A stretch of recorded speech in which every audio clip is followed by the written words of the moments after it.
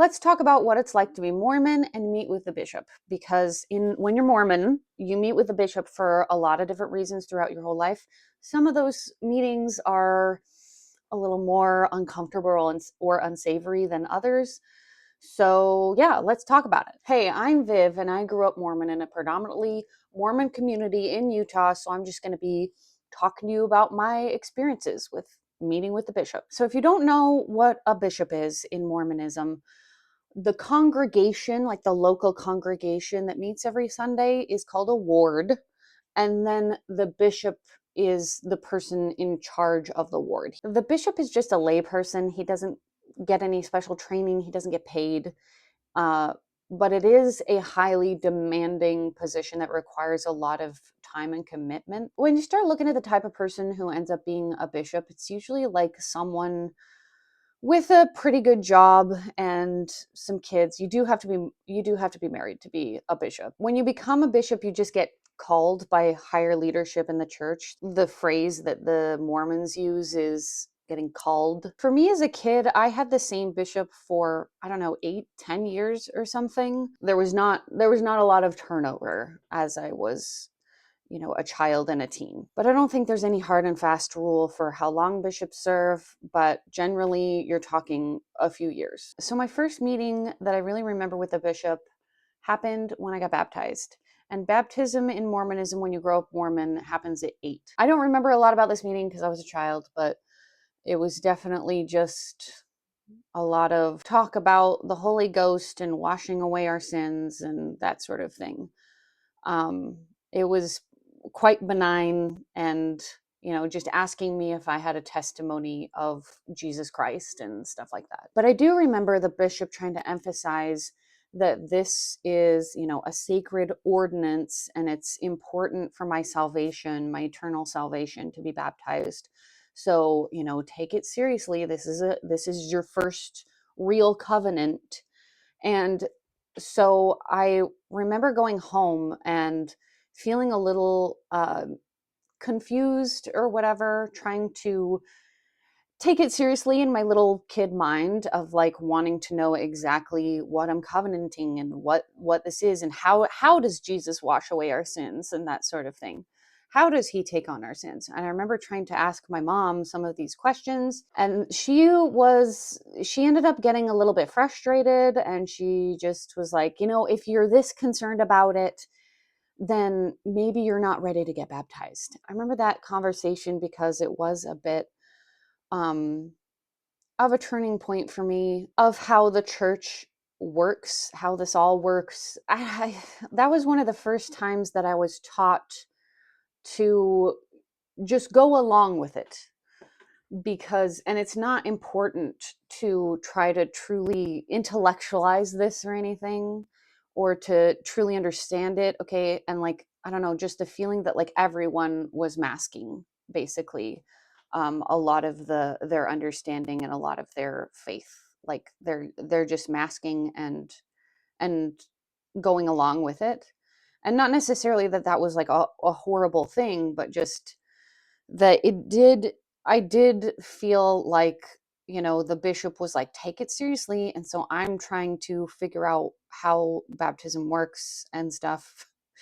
And then my mom is basically being like, just don't think too hard about it, just do it. And in Mormonism, I mean, we could talk about Mormon baptism all day. This is a whole topic in its own, but I do remember just swallowing all my questions and being like, okay, well, I have to get baptized though, because there's not they try to Mormons try to do this thing where they're like trying to make it seem like a choice to get baptized, like at the bishop's meeting, he's all like trying to teach me about it, and then it's like, okay, so like you're making this choice, you're choosing to make this covenant, is kind of the thing. But if you don't get baptized, or like if you try to put it off, you get shamed pretty good. It's embarrassing for the parents too if their child doesn't get baptized at 8.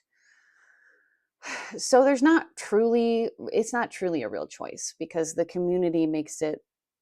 Because in Mormonism, like, people would, if you didn't get baptized, people would notice. They would gossip. They would be like, oh, so like what happened? Is there some kind of sinfulness? Is there some kind of lack of faith? And then like as a kid, I remember feeling like all my friends were getting baptized, and if I didn't get baptized too, then I would feel stupid and be the odd man out, and that would be shameful to not get baptized at 8. So I was trying to take it seriously as like a covenant I'm entering into, but at the end of the day, you just say yes, because it would be too shameful to not just do it. Then I feel like my more regular meetings with the bishop started at about 12. 12 in Mormonism is when you graduate from primary to going to young women's or young men's. Sometimes I get talking about these things and I realize like how strange it all feels. Okay. So primary is like, that's the part of church when you go to church and you have like your typical Sunday school lesson. When you're a child, you go to primary.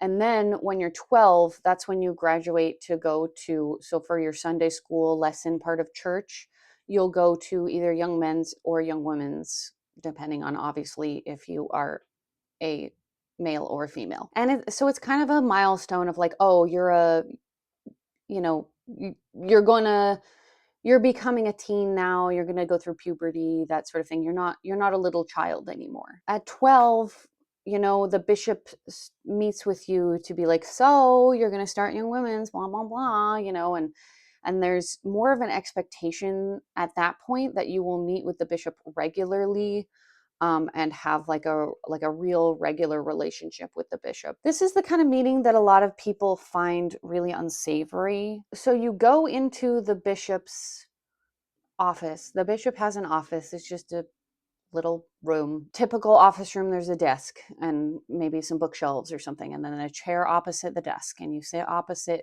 the desk from him. And there's usually a white noise machine, like speaker in the ceiling, like inside or outside or both or whatever, to try to prevent anybody that's sitting outside also waiting to meet with the bishop from hearing. Because a lot of times there will be like a big lineup, like on Sunday, the bishop might try to knock out like a couple dozen meetings or something after church, and so people just sort of like line up outside. So that's technically what the setup is like when you're 8 and you're getting baptized too, which is uncomfortable. But the thing that makes the teen visits particularly uncomfortable is because he asks you questions about sex. And my bishop, bless his little heart, I had the same bishop for my teen years. I don't like, I feel like I just had like the one bishop growing up in my mind. He was the bishop for a long time and there was not a lot of turnover. So bless his heart, he never came out and was like, so are you having sex? And like, how so? How much? Like did he never asked directly. He would dance around it with like, are you dating yet? And do you talk to boys? Do you hang out with boys? And asking some side directions like that. But then when I got to be 16, he would specifically ask about uh, if I was dating. And there's this weird push and pull with Mormonism. I've made another video about the dating rules that if you're interested, you can go find on my page. But there's a weird push and pull with dating in Mormonism, that they like want you to date, but like hold back a lot. But like they want to get you dating, but like don't get too close to anybody, but do date and go out and, go on dates. And you need to start dating and you need to be social. And it's important to start, looking for your future spouse and like seeing what kind of things you want in your future spouse. But like definitely don't, like even kisses mean something, like, and don't, nothing more than a peck and things like that. So when you turn 16, you're allowed to date in Mormonism. So they'll ask you, are you dating at that point? And they want to hear yes. If they ask you if you're dating at 15 and you say yes, that's concerning. They want to hear no. At 16, they want to hear you say yes. But then they'll ask you, my bishop would ask me things like, he would just say like, are you keeping the law of chastity? Which is a nice, tidy euphemism for Christians, isn't it? Isn't it just such a nice, tidy euphemism for Christians to say the law of chastity so that they don't have to ask if you're having sex? Anyway, it is uncomfortable, I do have to say. The bishops' meetings are always uncomfortable. I'm not sure. I think anybody who enjoys going into a private room with a much older man to like be forced to answer whatever questions he might like deign to ask, and you have to answer them, and you have to answer them honestly. Like anyone who like enjoys that experience would be insane in my mind. Since leaving the church, I've realized how much the whole bishops meetings have really scarred me and my ability to I've had to do some work in how to feel empowered to have my own boundaries. It gives you a lot of anxiety anytime. I get a lot of anxiety anytime I'm in a position of like meeting with someone who feels like they have a lot of power over me. Because I was so taught in Mormonism that I just have to like, you have to roll over and take it. They're the authority. Like you don't get to ever hold personal boundaries. You don't ever get to say, I don't want to answer that question, or, I don't want to talk about that. You don't get to politely decline. You don't get to, decide that you don't want to meet this time or something. That's not an option in Mormonism. So I have had to work through some issues about it's not so much that one doesn't know how to have boundaries. It's that in Mormonism, you're taught that it's not allowed, like that, and that even if you like have something that makes you uncomfortable, then the bishop's allowed to ask whatever he wants, and you have to answer, and you have to answer truthfully. And that really, messes you up, if we're being honest, and creates a lot of anxiety because you go into meetings just being like, oh God, like I don't know what he's going to ask, and I hope he doesn't ask anything that feels too uncomfortable that I don't want to answer, because I'm going to have to answer. And he is also like fully empowered to prod, and he can push as far as he wants, kind of thing, like until he feels satisfied with the answer. Like if you try to deflect a little or just answer very minimally, he's allowed to prod and dig as deep as he wants. I have a lot of feelings about that, so whatever. He asks some of those questions of like, are you keeping the law of chastity? But sometimes it's also just, how are things going? How are things at home? Are you okay? Like it's not always so nefarious, but it is uncomfortable. And now that I'm out of the church and see how insane that was, I'm like, oh God, that really should not have been a thing. Then another meeting you might have with the bishop is, and some of these can be combined, but another meeting you might have for the bishop is to get a temple recommend. At starting at age 12 is when you're allowed to have a limited temple recommend where you go do baptisms for the dead in the temple. Yes, we really do this. Anyway, so you're allowed to go do baptisms only in the temple at 12. So you meet with the bishop and you answer. The temple recommend questions are a specific set of questions that are asked. And then so that's a more like perfunctory, like what they're going to ask, and it's like a perfunctory checking off of a list. You're not allowed to have a full temple recommend until you decide to get your endowments out, which also requires more meetings with the bishop, similar to like the baptism thing of like assessing your readiness and getting you ready to make this covenant.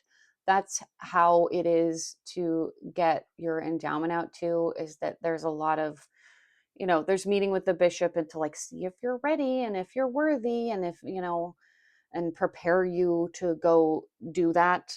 And it's like, it's weird because there's a lot of like meeting about it, but no, it's just, and then there's no, everybody's always like so surprised when they go and do it, that it's always like, what the fuck, like, so it's just, I don't know, that's a weird one to me, that you have to do so much meeting with the bishop to prepare for getting your endowment, and like the endowment is just the further like the rest of the stuff in the temple, like being able to get the full temple recommend to do other ordinances. So it's weird that they like spend so much time prepping you, and they even often have you go to like a temple prep class, which is like it's basically like a class you go to instead of going to your typical like Sunday school lesson class. You go to the temple prep. It's just a special like Sunday school lesson that helps you prep for the temple.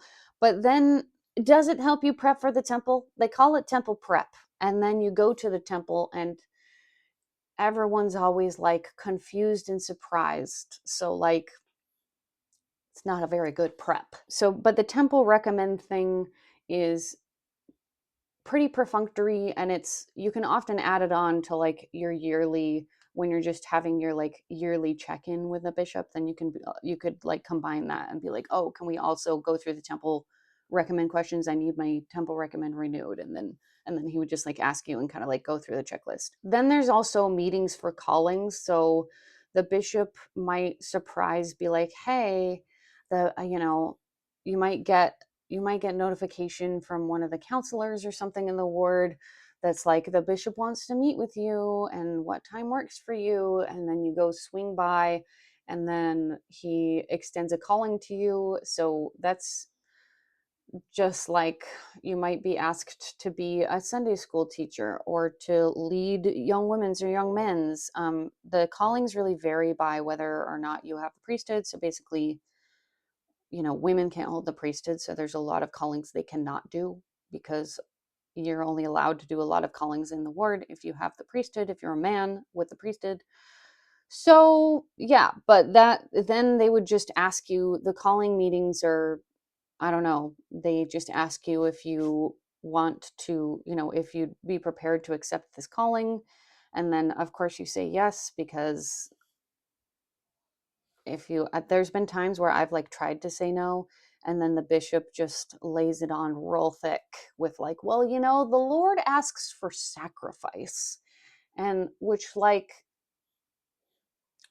it's irritating because the bishop is calling people based on, inspiration, which is basically just them looking for someone in the ward who feels appropriate, doesn't already have a calling and whatever. But there's also lots of things that they don't know. They don't know if you are currently overwhelmed with, a sick parent or whatever. Like they often like take no care about what kind of things you might have in your life, like grad school or a sick child or a sick parent or something. They often just like call you anyway. And then if you try to push back and be like, oh, like now's maybe not the best time or something, I've got too much going on or something, like even if you legitimately have something like going on in your life that has happened, like a tragedy even, then they just they don't like to hear no, because they don't want to have to figure out somebody else to do it. So they laid on thick of how, the Lord requires sacrifice. Okay. The Lord requires sacrifice, and sacrifice makes us more righteous. And why don't you want to learn these lessons that the Lord has to teach you? There's so many blessings waiting for you if you just sacrifice, yourself a little bit for this calling. And the Lord, you're going to miss out on so many blessings, because the Lord knows that it's like they do the callings. What's irritating about this is that they do the callings based on, like, we all know that the callings are really much more like they're just going through the list of the ward members and figuring out, who doesn't have a calling and that sort of thing, and then kind of just matching people up like in that kind of way. But they try to pretend, there's all this, ceremony that goes into pretending like it was completely inspirational, and that you've like, it's not them calling you, it's the Lord. The Lord, are you going to say no to the Lord? Like the Lord inspired us that you would be the right choice for this, that you would be a good pick, and that you can handle this, and that this is, going to be a huge blessing in your life and what you need. Are you going to say no? to the Lord. And there was even, so there's been times that I have like pushed back and said no, and it's been deeply uncomfortable, and I'm pretty sure that I've gotten some red marks on on my record.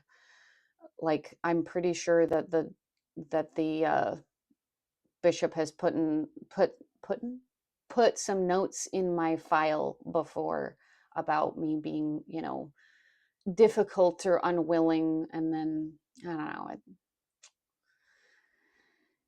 it kind of, it's hard to describe how it can kind of come back and bite you in the ass if you get labeled as like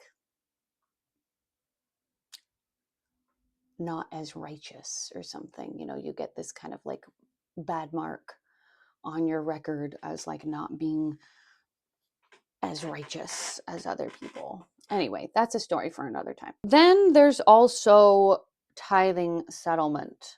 So tithing settlement, I don't know, this is a weird one for me because I remember being younger and like tithing settlement was not a thing. And then there came a certain point where all of a sudden, it felt like all of a sudden the bishopric was going around being like, okay, you need to do tithing settlement. Let's get you up on tithing settlement. And I didn't have to do tithing settlement until I had a job. Um, I believe, like once I had my own income, basically.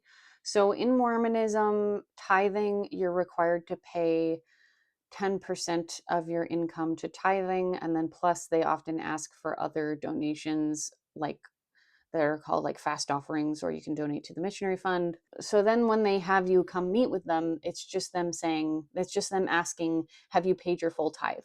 And I feel like they started this just simply to squeeze more money out of people, because they started it, and they were all like, oh, it's just for accountability, to help people with accountability, people who are struggling, to meet this commandment of the Lord. They're being held back when they're not meeting it because you can't get your temple recommend or anything. You can't go to the temple. Tithing is a bit ridiculous, okay? Because like, I don't think any religion would claim that you have to pay money in order to receive the saving ordinances that will like get you to, all the way to heaven, salvation, whatever you want to call it. But in Mormonism, you're literally not allowed to go do those ordinances unless you're paying tithing. Anyway, so they start you young. I remember being a little kid and getting like birthday money, and then it being all like, okay, now donate 10% back to the Lord. It's a beautiful exercise. It teaches your child righteousness and sacrifice so that they can be prepared to do that, for their whole life. So beautiful to get your kids on the righteous path while they're young. So tithing settlement, there wasn't really an expectation that I would go to tithing settlement until I started making my own money. And then when I did start making my own money, it happens at the end of the year in December. They try to cram everybody in. Yeah, so they started, at first they were like, they hawked it as like, yeah, like tithing settlement is just about helping to keep people accountable. Give them that little extra motivation, meet with a bishop, and then the bishop can kindly, help them find their way with tithing. Like maybe they could, if they're struggling with finances, then maybe the bishop can like help them, pay your tithing, and then maybe the bishop can help them with like food and things from the bishop's storehouse. Pay your tithing first, and like by meeting with the bishop and communicating those things, then the bishop can like compassionately help the members who might be struggling.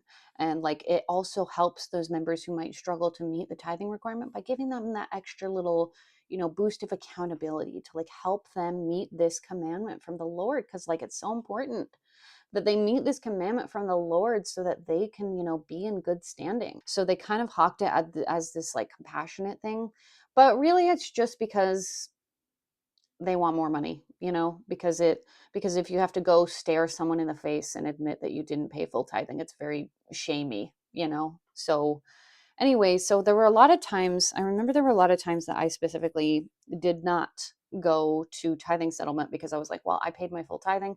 I don't need to go to the bishop and have another bishop's meeting because, again, who likes having to go to bishop's meetings and be put on the spot? He's allowed to ask you anything he wants, and you have to say yes, and you have to go, you have to make time for it. Like, even besides the making time for it in your life, I can't, now I have to hang around after church for, 30 minutes, or like come back to the word building like later this evening and like stay in my church attire and stuff, or I have to like come in on a Tuesday or something. It's annoying. Okay. And I don't want to do it. And I pay my full tithing, and I don't want to open the door for like him asking more questions. I already meet with him regularly anyway, because he has the regular, oh, I haven't met with you in a while. Let's meet. We haven't met this year, so we need to have our yearly meeting. So I just would blow it off. And then there was one time that I didn't go. And then a few months later, I was in college and my roommates were like, hey, let's go to the temple together. And I was like, yeah, good idea, guys. That sounds fun. And then, but my temple recommend had expired recently. So I was like, okay, well, let's, plan that. And then I planned a meeting with the bishop so that I could do the temple recommend interview. And then in the temple recommend interview, one of the questions it asks you is if you pay a full tithing. So I said yes. And then he was like, did you? And he pressed really hard on me. And I was like, what the fuck? Like, what is this? Why are you getting like this? And apparently he was like, well, you didn't attend tithing settlement at the end of the year. So I was forced to report that you only paid a partial tithe. And I was like, what? Like, why would you do that? Like, you didn't need to report anything. Why did you need to report anything?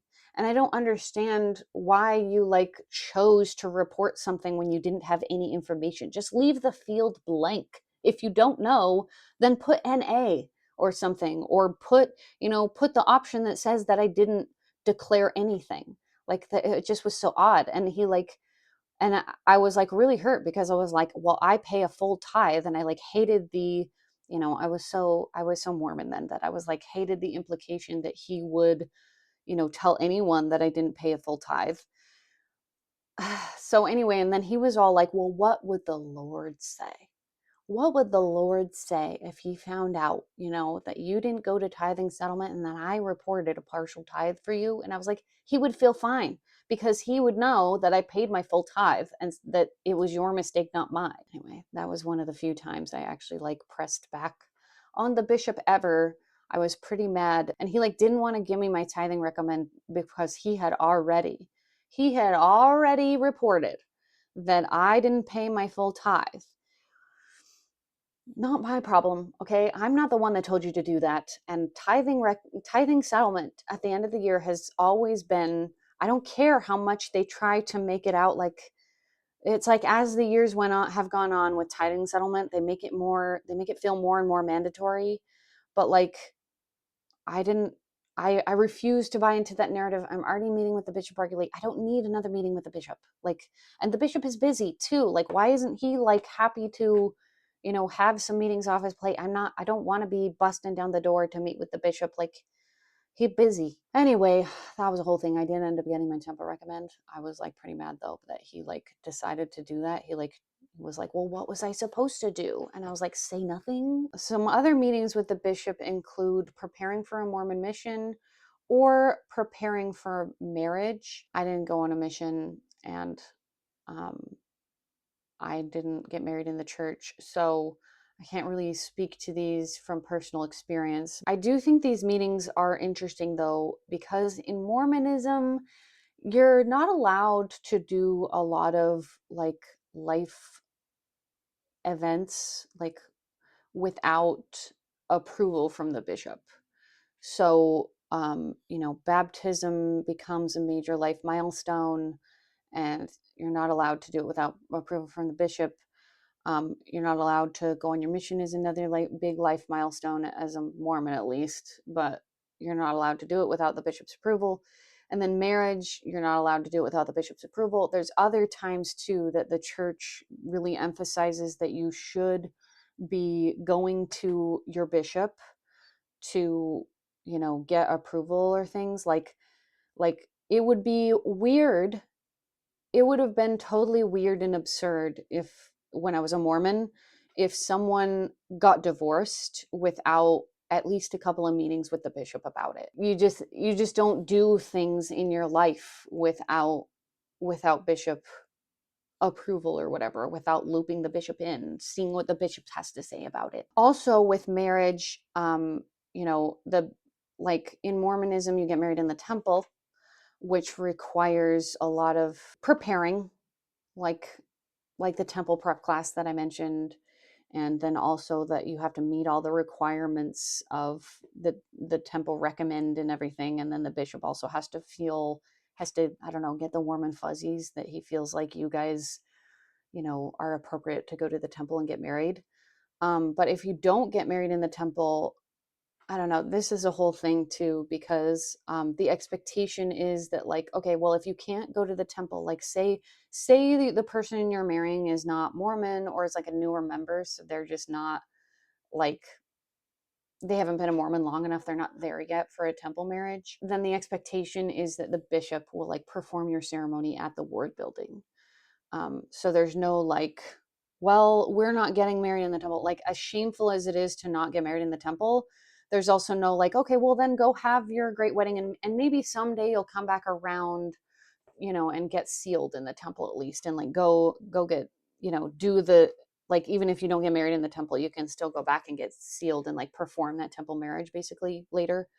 Um, but there's no like, okay, so like then go have a great wedding then.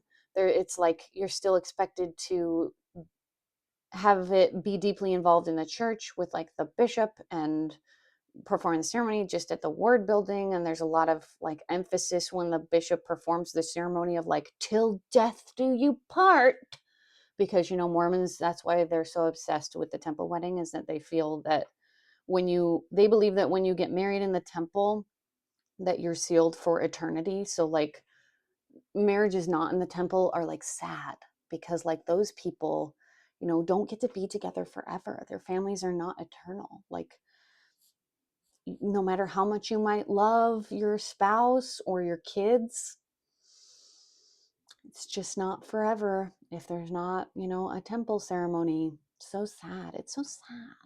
And there's a lot of like judgment there for not getting married in the temple. It's absurd that even outside of the temple, even if you're not getting married in the temple, like even if you just accept like, well, we're not there yet, we're not ready or whatever, there's a lot of judgment about like, well, did you guys break the law of chastity? That's usually the thing that people think. But even if you like get past all the shame, is still like, then you're still expected to meet with the bishop and have the bishop like deeply involved in your wedding, which is annoying. Anyway, so it's kind of a thing with Mormonism, that you're not allowed to go through life stages or anything without the bishop being involved. And then in that note, mental health as well. There's a lot of expectation in Mormonism. I think this is changing, but there's a lot of expectation in Mormonism still that I felt that was like, well, if you're living the gospel, and if you're, seeking the Lord's guidance in your life, and you're truly living how you should be living, and like, you're paying your tithing, and you're keeping the law of chastity, and you're blah, blah, blah, like, then you should be happy. Like that, the Lord will bring you happiness. You shouldn't be struggling with your mental health. Like, there's still a lot of like subtext there. Righteousness brings happiness, and that like, if you're feeling unhappy, maybe you just need to try to be even more righteous. Maybe you need to pray more. Maybe you need to like be even more like kind and perfect, and find more service opportunities. Like, there's always more in Mormonism. There's always more ways to like leaning in to be more rabid and more perfect and more righteous. So they just kind of like lay that on you. And then even when there's like, okay, well, like, talk to someone, the expectation is you go talk to your bishop, which, why your bishop would be any help at all is like, because he's just like the local dentist who's doing this on a volunteer basis, and he may or may not even have very good like emotional maturity. Like, he may or may not be very emotionally intelligent. It's just stupid. But there's like an expectation that you'll like go to your bishop first, hear from him, and maybe he can help you, maybe he can set you right. Why would the local dentist have anything meaningful to say about my depression? I don't know. But that's the expectation, is that you you wouldn't go seek further help without first like talking with the bishop and seeking his guidance, because he's been called to look over the ward and all of their needs, and so he's gonna have some insight for you. Like he receives revelation for you from the Lord, even when there is like a, oh yeah, go see somebody. Then the church has LDS Family Services is what it's called, and they have some therapists and things. I know someone who worked for LDS Family Services. I love her deeply and think that she's a very talented and kind therapist. But I feel like I learned from her and from some other experiences I've had with LDS Family Services that it can be a bit of a lottery of like who you get and how good someone is. Also, there is still just limitations to that kind of like therapeutic help when they're still working from inside the box of Mormonism. It's hard for them to even fully, even with someone who might be really good at LDS Family Services, it's hard for them to like fully give you all the help you might need when they have to like work from this point of like Mormonism first. You know what I mean? But let's hope that the mental health thing is changing, because, you know, that's stupid. And then let's talk about the last thing. I saved this one for last because I feel so many things about it. So the last one that you might go meet with a bishop about is specifically if you've like sinned really big and you have to go confess. So if you have some kind of big sin you have to admit. So the big sins that you might have to confess to the bishop would be like, I drank alcohol. I broke the law of chastity. If you broke the law in some way, like you did drugs or you got arrested, that's also a bishop worthy confession. There's lots, I don't know, this is sort of a squishy thing because there's lots of people that I've known who have gone to the bishop over rather things that I thought were rather small or something. But I don't know, it's like it's a weird thing because a lot of people want to be like, there's a lot of messaging in Mormonism about like the bishop's just there to help. And like, you should always go to the bishop anytime you don't, feel right or something, because the bishop is there to help you. He's been called, and, he has the direct connection to the Lord to receive revelation for you. So he knows best how to help. Like the Lord is going to work through him to help you. So anytime that you're hurting or anything. But also in Mormonism, they do a thing too where they turn even small things into like huge sins. Like you can never be perfect enough. You can never be righteous enough. You can never be. And so there's a lot of feelings that come up a lot of times of like, oh, I'm so, I messed up and I'm so like unrighteous, and I'm sinning all over the place no matter how hard I try, and why do I keep doing that, and like builds a lot of guilt. So like guilt often pushes people to the bishop's office even for things that might be sort of like, why do you feel so guilty about that? But it's because there's a culture in Mormonism that there is no such thing as like too righteous or righteous enough. They specifically create a feeling of like not being enough because it makes members like lean in deeper and try harder and become more entrenched in the Mormon church, and more, they want to create more and more of a sense of like being dependent on the church kind of thing and not being your own person. When you have to confess sins, it sucks. Like it's uncomfortable. And I do have to say that as a woman, it is more uncomfortable to have to meet with the bishop, and he might be like this like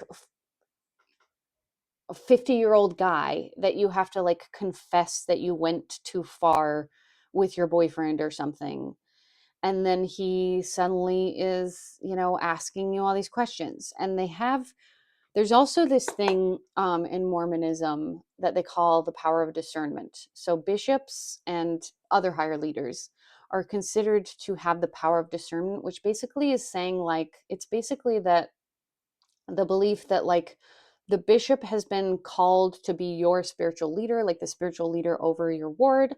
And so he has the power of discernment for you, which is he can tell when you're lying. Like he knows when you're not being fully truthful. He can tell when you're lying. Okay. So when you go to confess sins, that's where this really comes into play. Kind of how I mentioned before, kind of how there's this huge pressure to like, you always have to answer the bishop's questions and you have to answer honestly. And it goes back to this point of like the power of discernment, that like you're literally taught that the bishop has some kind of, higher up special spiritual power, lie detectorness from God. Like he basically is, God's mouthpiece lie detector. So like God knows your heart, and so God's going to tell the bishop, he's going to give the bishop a feeling like if you're lying or not being fully truthful. So when you have to go confess a sin, it's uncomfortable. There is an extra layer here of like when you're a woman and you have to go confess to this like middle-aged man, and especially if it's anything sexual. Oh, that is so uncomfortable. I think that's always been one of my number one fears. And as a girl, as a growing up female in the church, you're not allowed to outright reject um, if a boy asks you on a date or things like that. Like you have to say yes. I talked about this in my dating video if you go back to watch that. But like there's this idea that like boys, you need to ask, and then girls need to graciously accept. And so there's this idea that like you have to give everybody a chance and you have to say yes. But then also there's a lot of pressure on the girls to like be the ones who are more chaste than the boys. Like, well, a lot of boys, they have urges. Like men have urges and they can't always control themselves. So it's like up to you, women, to make sure, like girls and women, you need to make sure to keep those men in line, that you hold the line, that you always say no, because you're more, and they kind of pull this thing of like, women are more righteous in this way. They're more like pure, they're more pure hearted in that way, and they have more self-control. So, bless you women for keeping all us men in line. And so there's a lot of like pressure that like if something happens, then it's kind of your fault as a woman. Like, well, then why didn't you push back? Why didn't you say no? And they prepare you, even with something like rape, to like fight to the death to protect your own like chastity and honor or whatever. Then also what that's like to have to go confess that to the bishop as a woman, that layer there too of like that it's somehow more your fault, that you should have fought to the death, that you have more self-control inherently or whatever. And like I don't know, it's just like it's just an awful dynamic. And then it's made even worse by having to be a woman confessing to a man. There's a lot of bishop roulette that comes into all of these things, all of the bishops' meetings, the bishop roulette, if your bishop is good, bad, whatever, like they don't get any training and they're just random dudes. So, there's a lot of variance about the experience, especially I feel that especially comes into play whenever you have to talk about like sexual things or serious sins, of how punitive the bishop is going to be. And of course I always heard those uncomfortable stories from my fellow girlfriends and stuff about like bishops who asked all the uncomfortable questions and pressed really hard on any kind of sexual confessions. Like we all heard them, we all knew. You try to dismiss it because you're a believing person, so you just dismiss it as like, well, you know, the church is perfect, but he has to work through imperfect people. Like there, we can't expect the bishop to be perfect or anything. He is just a man. It's kind of unfair, but also like you're also taught that like to not listen to your own internal voice that tells you that's not okay, because you're already groomed with the bishop's meetings from the very beginning that like nothing is off the table, nothing is too far. You're not allowed to have any boundaries about it. You're not allowed to say no. You're not allowed to refuse to answer. Like and like that the bishop can always tell when you're lying anyway. The bishop is going to take whatever course he thinks is appropriate and necessary. And so like you're required to go through the motions. And he also literally can like hold the strings on your salvation. Like if it's something like wanting to go to the temple or whatever. Like, he's the one that decides when you've repented enough, when you're worthy, when you're righteous enough. Like, there's been a lot of times with temple recommend interviews, even though it's a perfunctory set of questions, sometimes they lean really hard into ones. Like, I had a bishop once that one of the first questions of the temple recommend is, do you have a testimony of Jesus Christ? And then I said yes, and then he waited. He waited and waited, and then I was like, yes, of course. Like, and then he waited until I had like borne my testimony. And then even then he waited and he pressed some more, and he like wouldn't consider it complete until I had like been brought to tears over bearing my testimony, like until he felt that I'd gotten emotional enough, like that there was enough like emotion and like raw feeling in my like bearing of my testimony that he would like believe it. It wasn't enough just to say yes. He like wanted me to cry about it. I don't believe you. So, it sucks. And I just think there is nothing, personally, there was nothing scarier to me growing up Mormon than the idea of having to confess serious sexual sins to my bishop, because it's already the biggest sin you can commit. There's already a lot of, subtext there about being a woman and feeling like it's more my fault, that I should have more control. I should be the one to be able to keep my head, you know, and that's just the nature of women, is that they're not, they're not as like carried away with their feelings like men are. Like, and then also the having to go confess to some 45-year-old man that me as a 17-year-old or whatever, like whatever age it might be, committed some super serious sexual sin. Like, that is so inappropriate, so uncomfortable, and was truly my biggest fear. Anyway, I hope this was interesting. Let me know any comments, questions, personal experiences in the comments, and I'll talk to you later.